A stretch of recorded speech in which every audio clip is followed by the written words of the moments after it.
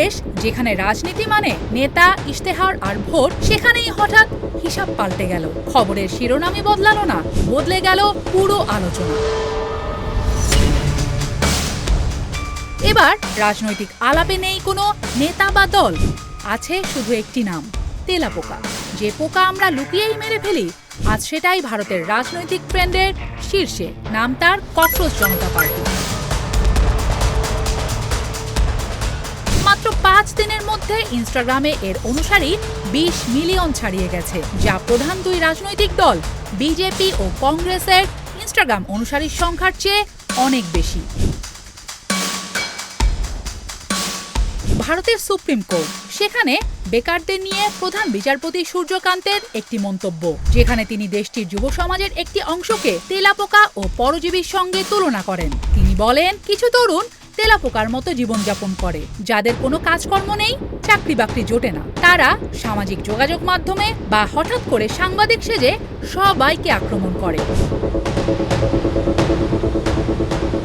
এরপরেই ইন্টারনেটে শুরু হয় ভয়ঙ্কর তোলপাড়। পরে অবশ্য তিনি তার বক্তব্যের পেছনে ব্যাখ্যা দাঁড় করালেও জনমনে তা স্থান পায়নি।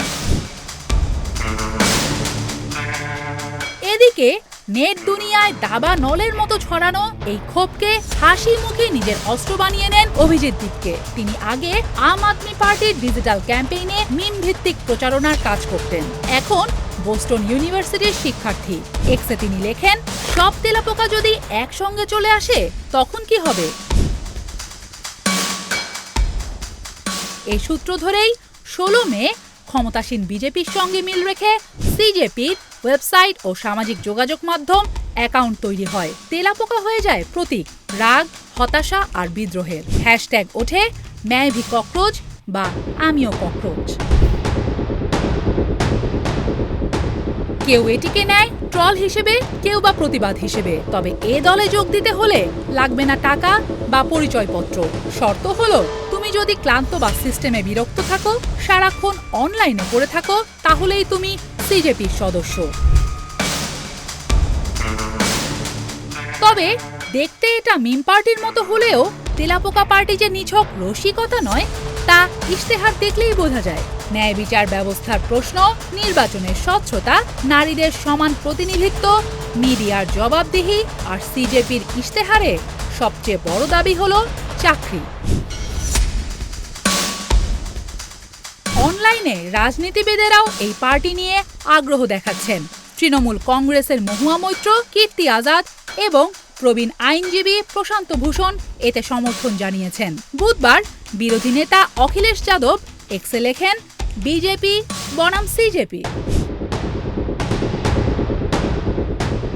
শুধু অনলাইন নয়, বাস্তবেও এর প্রভাব দেখা যাচ্ছে। তরুণেরা তেলাপোকার মাস্ক পরছে, শহর জুড়ে অদ্ভুত এক প্রতিবাদ ও বিক্ষোভে অংশ নিচ্ছে। তবে ঘটনায় আসে এরপর নতুন মোড়।